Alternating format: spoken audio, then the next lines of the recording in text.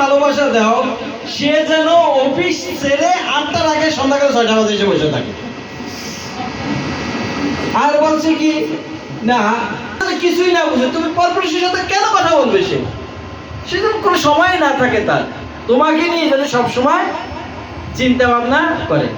তো আমরা এত বড় মূর্খ যারা সংসারে আছি, এই যে গৃহে স্বামী স্ত্রী তারা দীর্ঘদিন যাবৎ সংসার জীবনে যাপন করছে, এবং তারা একজনে রান্না করতেছে, আরেকজনে কষ্ট করতেছে, কিন্তু এত বড় মূর্খ 30% লোক একজনের কথায় তারা ঘরের ভিতরে ঝগড়া করে, হ্যাঁ কি না?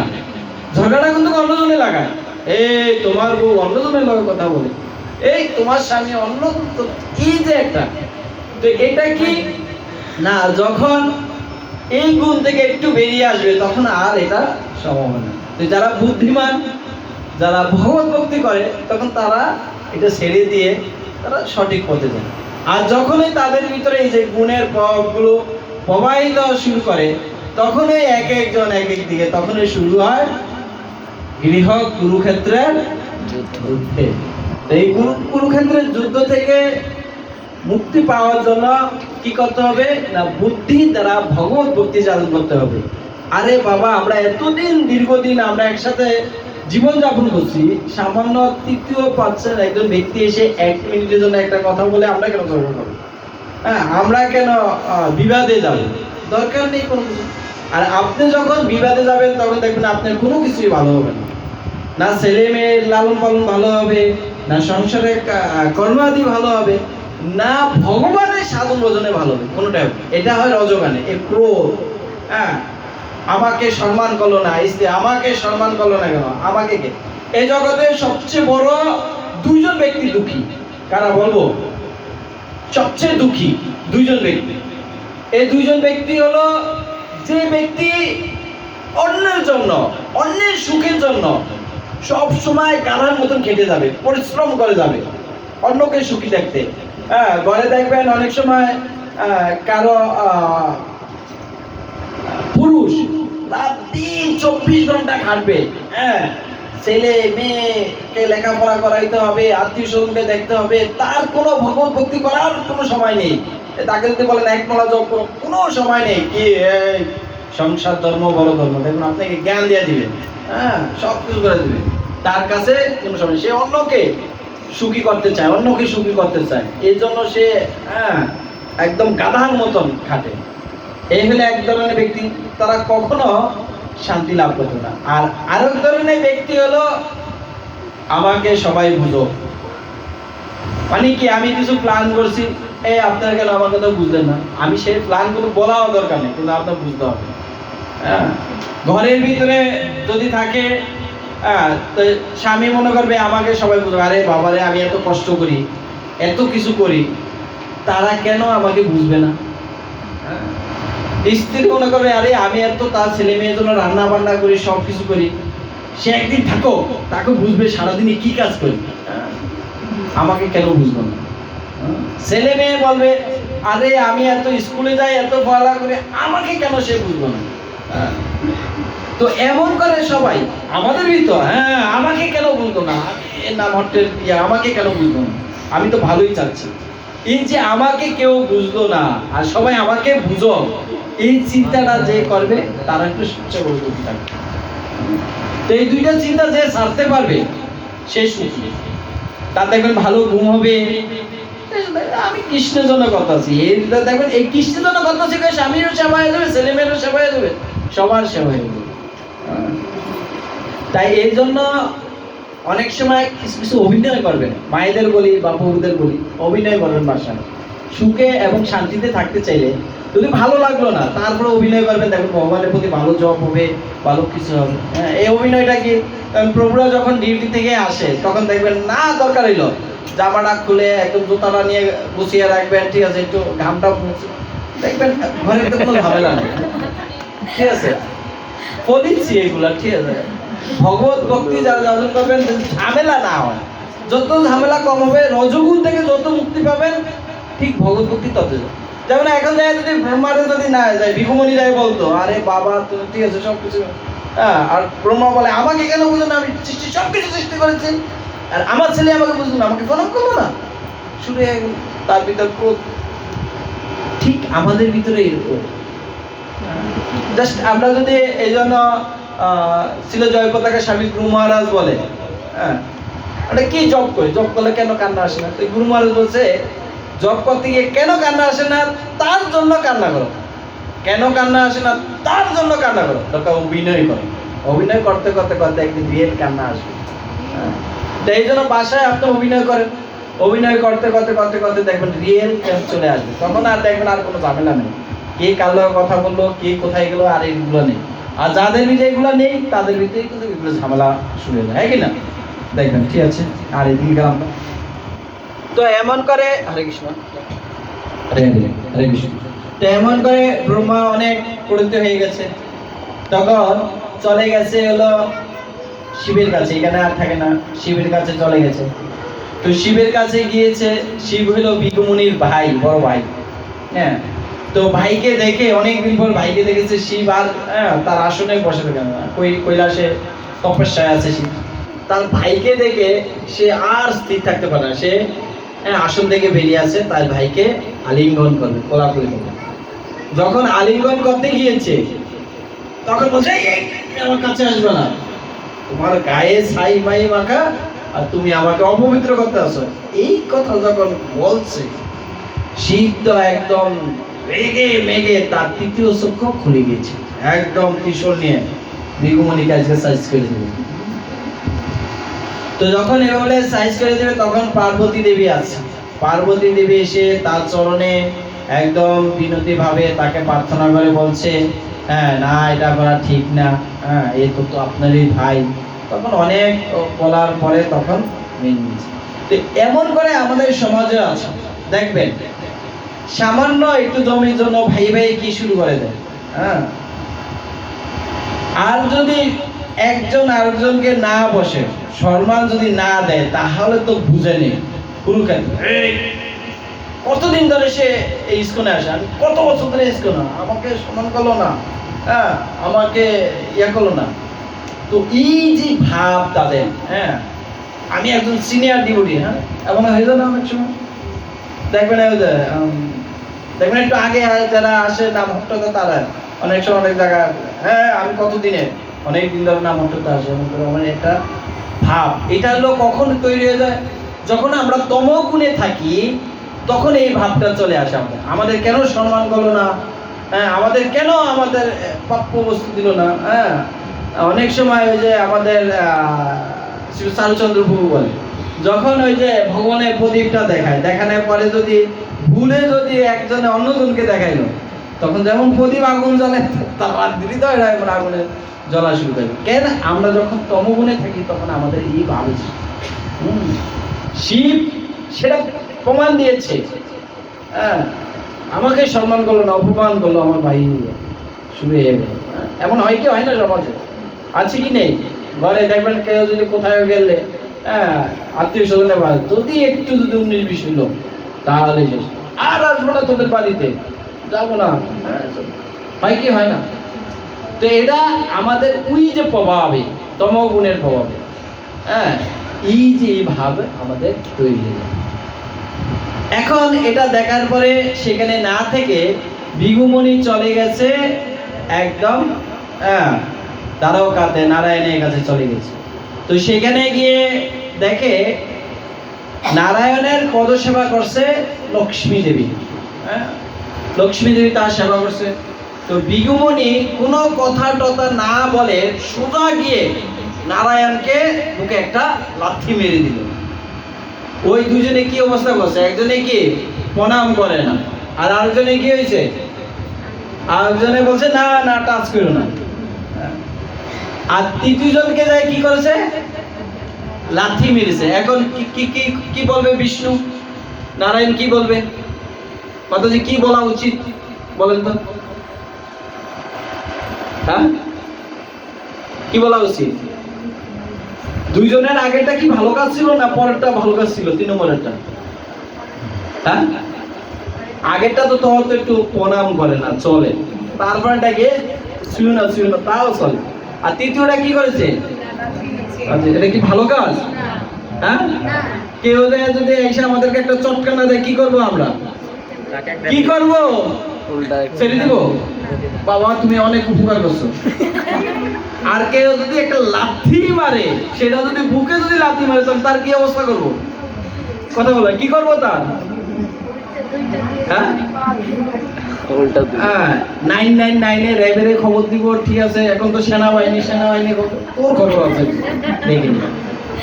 কিন্তু যারা শতগুণী তাদের কেমন কন্ট্রোল? সেখান থেকে নারায়ণ উঠে বলছে, ভিউমণি, আমার এবং আমার স্ত্রীর বড় অপরাধ হয়ে গেছে। আপনি যে গৃহে প্রবেশ করেছেন আমরা দেখতে পাই না, আপনাকে স্বাগত জানাই না, তার জন্য আমাদের অপরাধ হয়ে গেছে। আপনি কৃপা করে আমাকে ক্ষমা করুন। এবং আপনি যে বুকে লাথি মেরেছেন, এখানে যত পাপ আছে, যত কিছু, সবকিছু কি আজ থেকে সে আপনার চরণ ধুলায় সেগুলা শেষ হয়ে গেছে। আর এখানে এখন থেকে লক্ষ্মী দেবী অবস্থান করে। ভগবান দেখেন যারা শতগুণী তাদের কেমন গুণবান। বলছে আপনার চরণে তো কোনো ব্যথা পান না, এই শক্ত বুকে লাথি মারাতে। তখন ভিগুমণি এই কথা শ্রবণ করে, তার হৃদয়ে মানে এমন ভাবের সৃষ্টি হয়েছে, সে তো এখন কন্দন করতে পারছে না। আর কখন তো জানি কি জন্য আছে, হ্যাঁ, কিভাবে যে মানে রিসিভ করবে কথাগুলো, কিভাবে যে কি করবে, মানে সে আর নিষ্পায় না। সে কি কন্দন করবে, মানে আওয়াজ করে চিল্লিয়ে কি কন্দন করবে, কি মানে তার আর সেটি নয়। যখন বলছে আপনি আমার হৃদয়, শক্ত হৃদয়ে আপনার এই কমল চরণ দ্বারা আঘাত করেছেন, আপনি তো ব্যথা পান না। তো এগুলো যারা এই শতগুণী ভাবে আছে, যারা এই মনোভাব, তারা এইগুলো নিয়ে পড়ে থাকে না। তারা সব সময় কি করে না, অন্যের উপকার কি করে হবে, অন্যের কি করে মঙ্গলে থাকবে, অন্যেরা কি করে তাদের গন্তব্যস্থানে যেতে। ছিল প্রভুপাদ, হ্যাঁ, সে যদি ইচ্ছা করতো আমি বৃন্দাবনে বসে তপস্যা করবো, কারণ তাকে বাধা দিতে পারতো। কিন্তু সে কি করছে, পাশ্চাত্য দেশে গিয়ে কি করছে, নিজে রন্ধন করেছে। অনেকে এসে তাকে সিগারেট খেয়ে তার মুখে ধোয়া দিয়েছে, কিন্তু তাকে প্রসাদ খেয়েছে।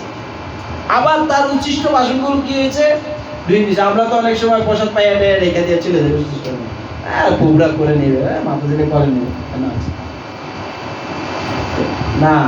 ভগবত ভক্তি যারা করে নিজেরটা নিজের চেষ্টা করা উচিত। তো এই সাধুদের হলো এরকম মনোভাব।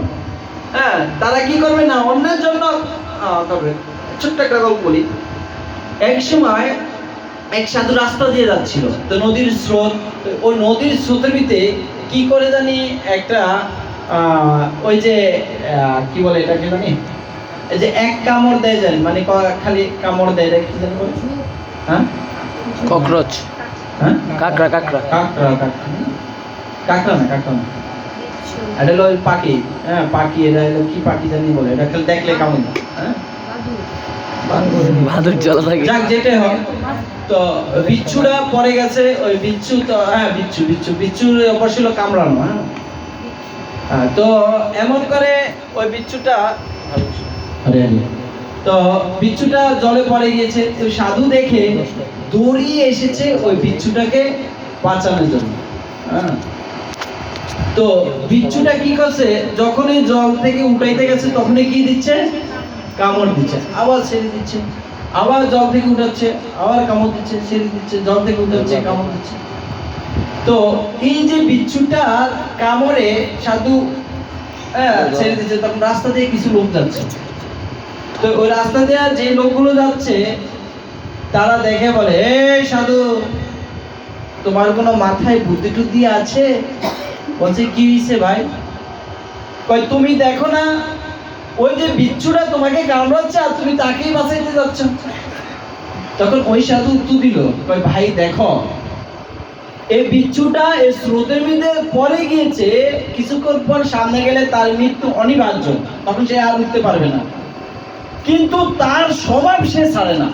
তার স্বভাব হইল কি, কামড়ানো। তার স্বভাব সে ছাড়ছে না। সে মৃত্যু সজ্জায় সজ্জিত, তার মৃত্যুর জন্য সে এগিয়ে যাচ্ছে, কিন্তু তার স্বভাব চাচ্ছে না। আমি একজন সাধু হয়ে আমি যদি অন্যজনের উপকার না করতে পারি, আমি যদি আমার স্বভাবটা ছেড়ে দেই, তাহলে লোকে আমাকে সাধু কেন বলবে? তা আমাকে সাধু বলা উচিত না।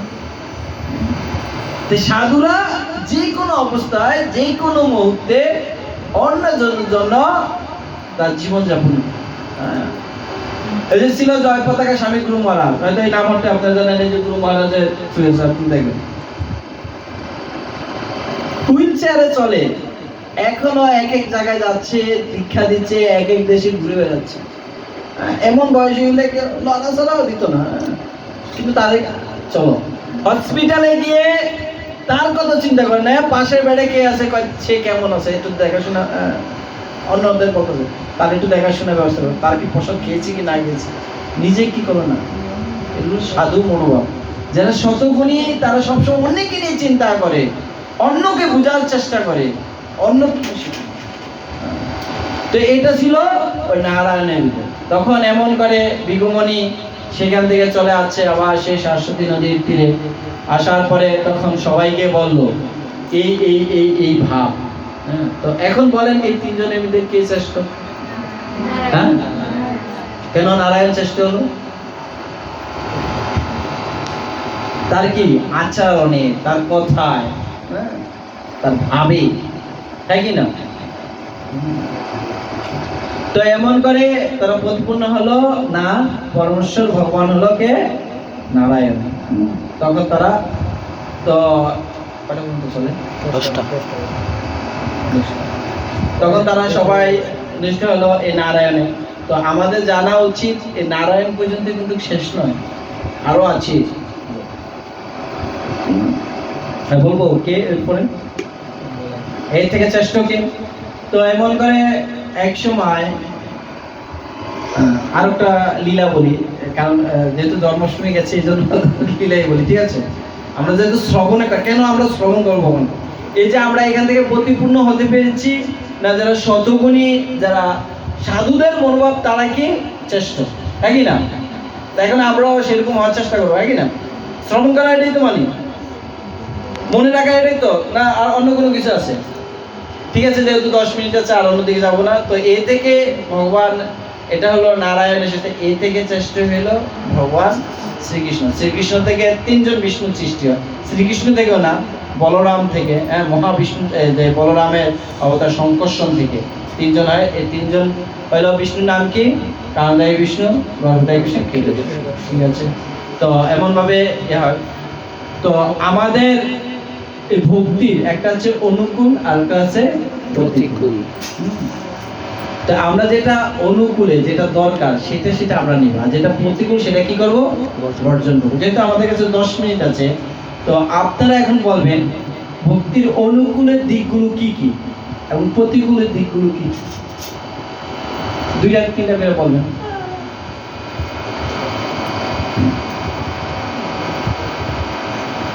কে বলতে চান? অনুকূল আর প্রতিকূল বুঝেন তো? আরো সোজা করবো, মানে পক্ষের বিপক্ষে।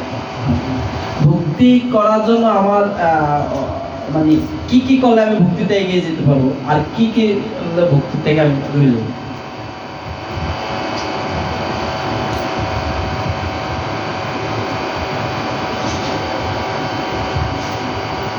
কে বলবেন? আমি অনেক বলে যেতে পারবো, তখন কিছু মনে থাকবে না, কিন্তু আপনারা যখন বলবেন তখন সেটা অন্যরা শুনে পর মনে থাকবে।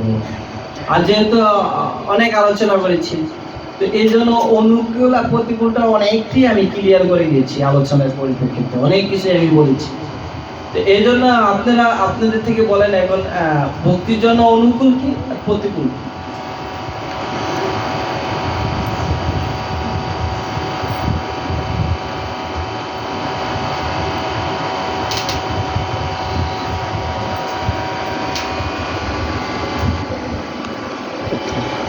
একটা করে পয়েন্ট বলেন। বলেন বলেন, সংকল্প করে যাচ্ছেন, আজকে কোনো কথা বললেন না, প্রভু যাই জিজ্ঞেস করেন, কোনো কথা বলবেন না। ভুল হইলে কোনো সমস্যা আছে এখানে? আমরা ভগবান নারায়ণের কাছ থেকে যে শিক্ষাটা পেলাম, ভগবান নারায়ণ আমাদের যে এটা দিল, এটা হচ্ছে ভক্তির অনুভূতি। কি কি সেই শিক্ষাটা কি? মানে ভগবান হয়ে আপনার কি আপনাদের ওটা ওটা তো হয়ে গেছে নারায়ণ, মানে আপনার অনুকূলে কি কি? আমাদের যদি এমন কেউ অপমান করে, সেই ক্ষেত্রে আমাদের ক্রোধ হওয়া উচিত না।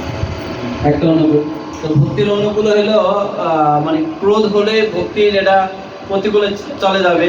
তো মাতাজিকে যদি মাতার হাজবেন্ডও যদি অপমান করে তখনও সে বেকার যাবে না, ঠিক আছে?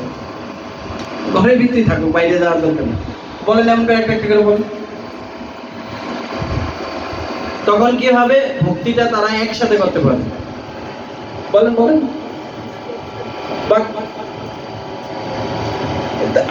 তাহলে তো বুঝতে পারবো না আসলে আমি কিছু বলতে পারছি।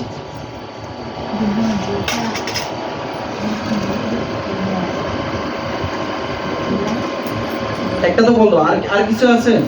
বা আপনার জীবন থেকে বলেন, বাস ভক্তি করতে কি কি দরকার আর কি কি করলে ভক্তি নষ্ট হতে পারে। মানে আমাদের জীবনে মানে একদম আমরা আমাদের ঘরেই আমরা চলে যেতে পারি কোনো সমস্যা নেই। আমার থেকে মানে কি কি হলে হতে পারে?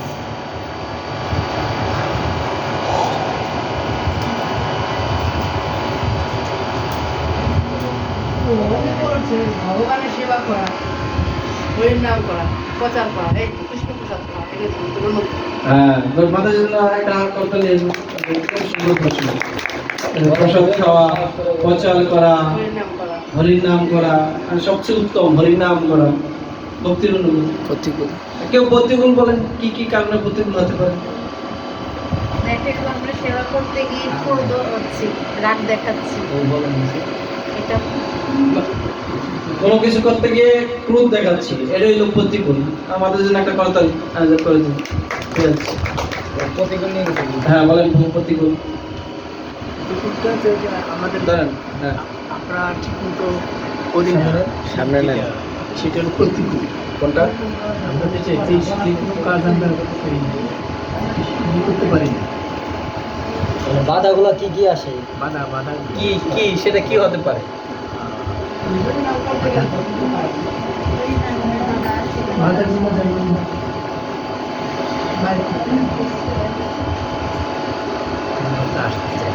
বলুন না, আসবে নানা দেন মাথা সঙ্গের কারণে, খারাপ সঙ্গের কারণে বলুন। বাধা আছে, ভগবান সেবা করতে গেলে অনেকে ফ্যামিলি থেকে কাছে করতে দেয় না, এটাই তো। পৌরা বলেন পিছে থেকে একটা একটা অনুকূল বলেন, একটা প্রতিকূল বলেন, তখন বলবো না আপনারা পাঠটা শুনতে পারছি। যে কোনো কেউ ক্যামেরা দিকে দাও, কিছু কইতাছ না।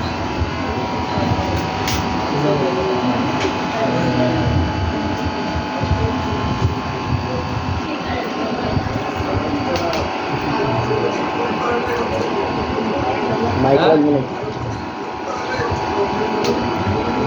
ক্রোধ করা নাই, ক্রোধ করাটাই এটা তো হয়ে গেছে না? ঠিক আছে। হরে কৃষ্ণ। তো আপনারা মনে সবাই ভক্তি প্রতিকূল বলছে। আমি প্রথমেই ভক্তির প্রতিকূল যেটা ভক্তি করার জন্য যা যা দরকার সেটা তো প্রথমেই বলে গিয়েছি, কি শ্রবণ, কীর্তন, পাদসেবন, অর্চন, বন্দন, সখ্য বন্ধু এবং কি আত্মনিবেদন। এই যে নবদা ভক্তি, এই নবদা ভক্তি হলো ভক্তি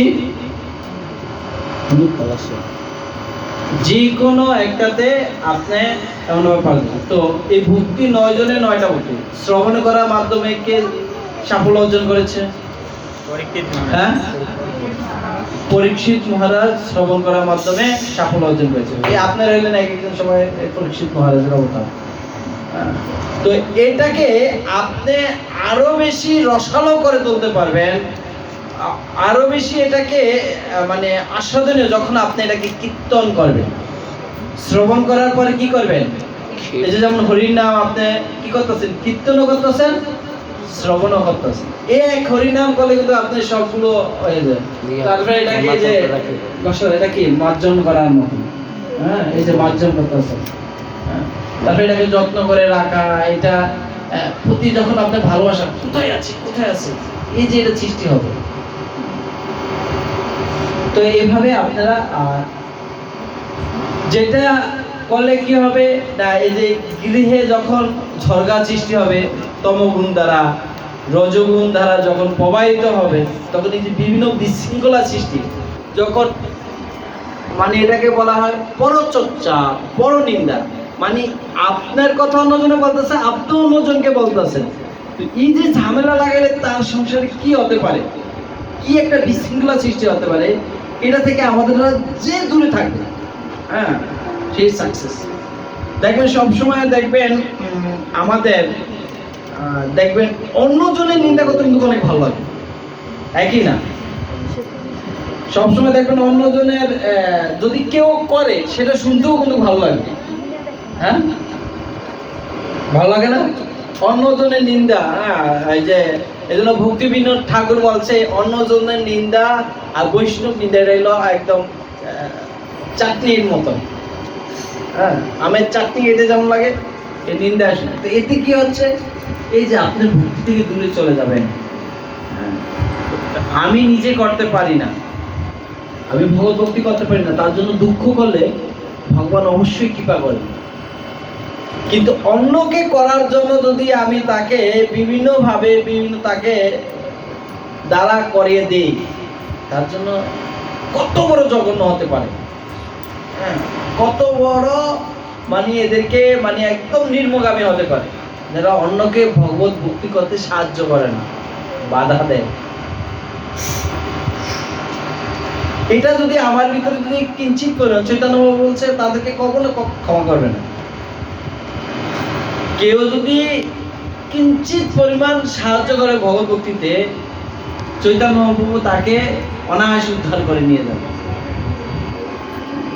আমাদের সবার উচিত মানে আমরা যে কোনো ভাবে, যে কোনো পর্যায়ে যত কষ্ট, এখন মনে করেন আপনারা দুইজনের ভিতরে একজনে জব করতেছে আর একজনে কোনো রকম জব করে, কিন্তু যে জব করে সে আলোচনা করলো আইসে, ওই লোকটা জব করলো না, কিছু করলো না, আরে দরকার কার জবটা, দরকার কার, ওনার না আমার। এখন কেউ দুইজনের ভিতরে একজনের সেবা করে, একজনের সেবা করলো না, আইসা আরেকজনে বলতেছে দেখছি বড় বড় কথা বলে ও সেবা করে না, সব সেবা আমিই করি। তো সেবাটা দরকার কার?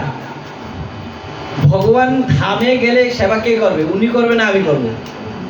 তো সবকিছু দরকার কেন? আমার। অন্যজনের নিয়ে আলোচনা করে, অন্যজনের নিয়ে সময় নষ্ট করার মতো কোনো সময় আছে আমার? কোনো দরকার নেই। কে কি করলো কে না করলো কোনো দরকার নেই। আমরা তাকে সাহায্য করতে হবে, হ্যাঁ চলো আজকে নামটা ক্লাস হবে যাই, হ্যাঁ চলো এই সেবাটা আমরা করি, হ্যাঁ চলো এটা করি, করলে করলো না করলে। আর যা কিছু এই শ্রীমদ ভগবত গীতা, এই যা কিছু সব কিছু আমার জন্য, অন্য কারোর জন্য। আমরা সবাই কি করব? নিজের চিন্তা করবো সবসময়। হ্যাঁ বলছে ভারত ভূমিতে জন্ম হলো যার, জন্ম সার্থক করবো, আগে নিজের জীবনকে সার্থক করবো, তখন আমরা। আর নিজের জীবন সার্থক করে বসে থাকলে হবে না, তখন এটা উপকার করতে হবে, সাধু মনোভাব, মানে অন্যজনের উপকার। আরে বাবা উনি কত কষ্ট আছে, উনি কত দুঃখে আছে, এই জগতে যদি নরকে যায় কি যন্ত্রণা পেতে হবে, সেইগুলো চিন্তা করে সাধুরা কি করে? প্রচার করে, অন্যের দুঃখে দুঃখিত, অন্যের কষ্ট করে, তাকে বলা হয় সাধু মনোভাব। আমাদের সবার এরকম হওয়া উচিত। ঠিক আছে, কারো কোনো প্রশ্ন আছে? প্রশ্ন না থাকলে 10টা বেজে গেছে, এখানে শেষ করবো। কোনো প্রশ্ন আছে কারো? যে কোনো প্রশ্ন?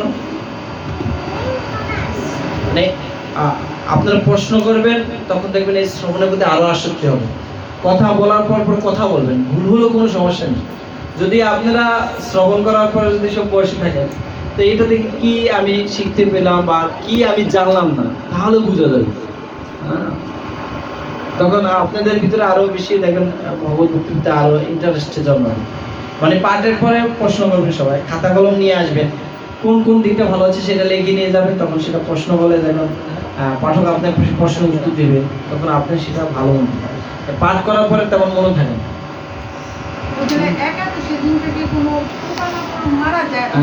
এটা কোনো প্রশ্ন না, ঠিক আছে।